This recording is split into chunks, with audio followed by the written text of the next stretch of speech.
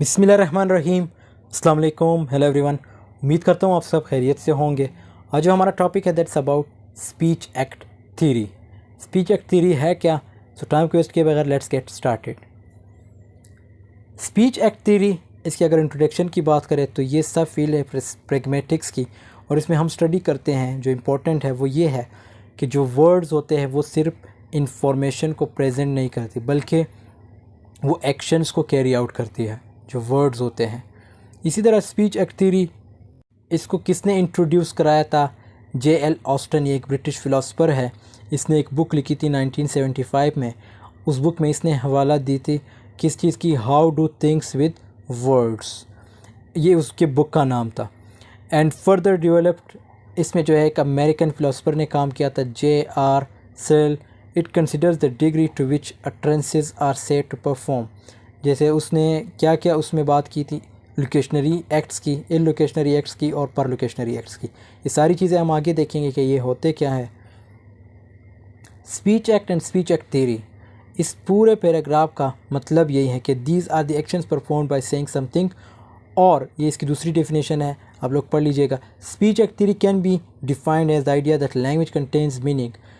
यही बात करें कि जो लैंग्वेज होते हैं वो जो है, मतलब जो वर्ड्स होते हैं लैंग्वेज के, वो कोई ना कोई जो है इंफॉर्मेशन और साथ में कोई ना कोई एक्शन कैरी आउट करते हैं। Just the definition of the words that are use, language is a tool to perform various functions. Language एक ऐसी टूल है जिससे हम वेरियस फंक्शंस को जो है परफॉर्म कर सकते हैं, इसीलिए इसे कहते हैं स्पीच एक्ट। स्पीच का मतलब क्या है? बोलना, और एक्ट का मतलब है क्या है? अमल करना, मतलब जो आप बोलते हैं उस पर अमल किया जाए। Speech act theory suggest that the meaning of what we say is influenced by the type of speech it is, the structure of the utterance and the context in which it is used. It also explains how speech can create an action or outcome. For example, इसके एक example ये है, जैसे मैं कहता हूँ close the door. अब close the door क्या है? ये ऑब्वियसली एक इंफॉर्मेशन कैरी आउट करता है, लेकिन साथ में ये एक एक्शन भी कैरी आउट करता है। आप उठेंगे, दरवाज़े को बंद करेंगे और क्या पता मीन्स हवा तेज़ चल रही हो, इसलिए मैंने कहा ये दरवाज़ा बंद कराया जाए। तो ये जो है स्पीच एक्ट थ्योरी है। इसके अगर 3 स्टेप्स की बात करें तो सबसे पहला जो स्टेप है वो हमारे पास है लोकेशनरी एक्ट। जो एक्ट है वो है locutionary. This is the act of saying something, it has a meaning and it creates an understandable utterly to convey और एक्सप्रेस। इसकी अगर सिंपल डिफिनीशन देखें तो इसका मतलब ये है लिटरल मीनिंग ऑफ वर्ड्स। जो लिटरल मीनिंग किसी भी वर्ड्स के होते हैं उसको हम लोकेशनरी एक्ट में जो है पढ़ते हैं। इलोकेशनरी एक्ट क्या है? It is performed as an act of saying something और as an act of opposed to saying something. The illocationary utterances has a certain force to it. It was well versed with certain tones, attitudes, feelings or emotions. There will be an intention of the speaker or others in illocationary utterance. It is often used as a tone of warning in day-to-day life. और इसके अगर simple definition देखें तो इसका मतलब ये है intended meaning. मतलब इसमें यही बताया गया है कि जो स्पीकर होता है उस जब भी वो कोई वर्ड यूज़ करता है, कोई फ्रेज़ यूज़ करता है, कोई सेंटेंस यूज़ करता है, उसका जो है एक मीनिंग होता है।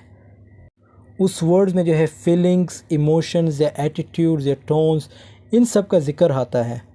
और जब भी स्पीकर कुछ भी बोलता हो, कोई भी सेंटेंस यूज़ करता हो, उसके अंदर कोई ना कोई उसके इंटेंशंस होते हैं जब भी वो कुछ बोलता है।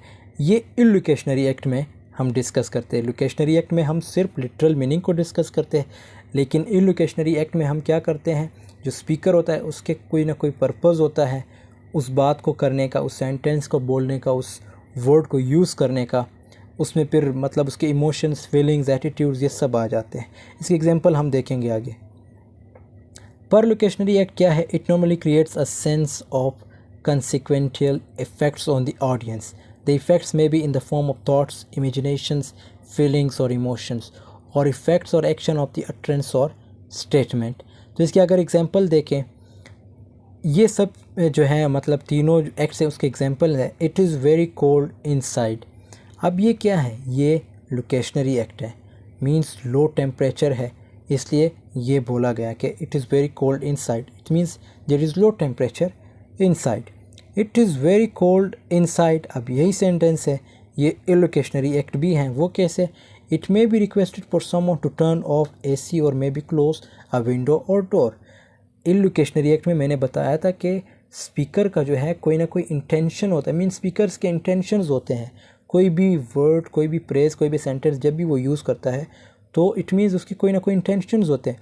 अब it is very cold inside, इसके स्पीकर के क्या इंटेंशंस हो सकते हैं कि it may be requested to someone, किसी से वो रिक्वेस्ट कर रहा है कि टर्न ऑफ द AC, के AC को बंद किया जाए, या जो विंडो है या जो डोर है उसको बंद किया जाए। It is very cold inside, यही सेंटेंस पर लोकेशनरी एक्ट में अगर हम देखें, it means someone getting up and turning of AC और क्लोजिंग अ विंडो और डोर, मीन्स कोई ना कोई उठ के अब जाके क्या करेगा, AC को बंद करेगा और विंडो या जो डोर है उसको क्लोज़ करेगा।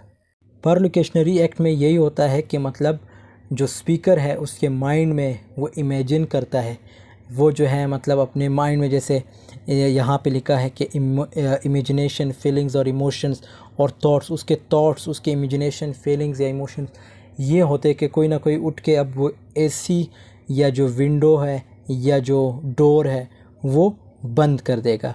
सो ये सिर्फ स्पीकर के जो है माइंड में या इमेजिनेशन में चलता है। सो आई होप इसके एग्जांपल समझ आए होंगे। अब जो इलोकेशनरी एक्ट है इसको फर्दर 5 जो है उसमें डिवाइड किया गया है। किसने डिवाइड किए गए थे, मतलब किया था सिरिल ने। सबसे पहला जो है हमारे पास एसेरेटिव और representatives, statements that provide information, state a conclusion और express the belief of the speaker. For example of assertive speeches includes like Ottawa is the capital city of Canada and she is an honest person, the earth is round। अब इन सब में आप इन सब sentences में देख ले आप कि इसमें कोई ना कोई इन्फॉर्मेशन है, जैसे द अर्थ इज़ राउंड हमारे लिए एक इन्फॉर्मेशन है। इसी तरह Islamabad is the capital city of Pakistan, तो ये क्या है, ये हमारे लिए इन्फॉर्मेशन है। इसी तरह she is an honest person, ये भी हमारे लिए इन्फॉर्मेशन है, लास्ट में फुल स्टॉप है, तो ये एक इन्फॉर्मेशन है हमारे लिए। इसको हम कहते हैं असर्टिव और रिप्रेजेंटेटिव्स। फिर हमारे पास आता है directive. This type of speech is attempting to cause someone else to do something, commands, request. इसमें क्या होता है कि आप किसी से रिक्वेस्ट करते हैं, कमांड करते हैं या इन्विटेशन देते हैं। जैसे यहाँ पे एग्जांपल दिए गए हैं, could you come over for dinner this weekend, तो ये क्या है, ये एक मतलब इन्विटेशन है। Come to the classroom, ये एक कमांड है। प्लीज़ ब्रिंग अ गिलास ऑफ वाटर फॉर मी, अब प्लीज़ ये क्या है, ये रिक्वेस्ट है। कमेसिव में क्या देखें, words that commit the speaker to action in the future such as making a promise और another, I will drive you to school. मतलब अब यहाँ पे क्या होता है, कमेसिव में जो है हम मतलब ये प्रॉमिस या कोई ऑफ़र जो है फ्यूचर के लिए किसी के साथ प्रॉमिस कर लेते हैं। जैसे I will drive you to school, I swear to tell the truth, कि मतलब फ्यूचर में अगर मुझसे कुछ भी पूछे तो मैं कसम खाता हूँ कि मैं ट्रुथ बताऊँगा। I will inform you about that incident, अब मैं उसे एश्योर करा रहा हूँ कि मैं आपको फ्यूचर में या कभी भी उसके जो इंसिडेंट है उसके बारे में बताऊँगा।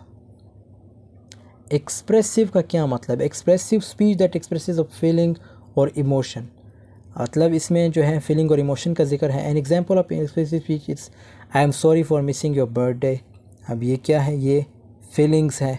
और इसी तरह congratulation, what great weather we are having today, तो ये सब क्या है, फीलिंग्स है। डिक्लेरेटिव में क्या होता है, डिक्लेरेटिव का मतलब है, जैसे इसके वर्ड से लग रहा है, मतलब पता चल रहा है हमें कि डिक्लेयर का मतलब है ऐलान करना, डिक्लेरेटिव मीन्स ऐलान। Like Austin's performatives this speech acts create a change in the world और cause something to happen. For example you are fired और I declare you husband and wife are declarations, तो ये एक declare है, means declaration है कि मैं declare करता हूँ कि you and means I declare you husband and wife, you are fired। So I hope आपको समझ आई होगी। Thanks for watching. वीडियो पसंद आई तो चैनल को ज़रूर लाइक कमेंट शेयर कीजिएगा। मिलते हैं नेक्स्ट वीडियो में, तब तक के लिए अल्लाह हाफिज़। Take care of yourself.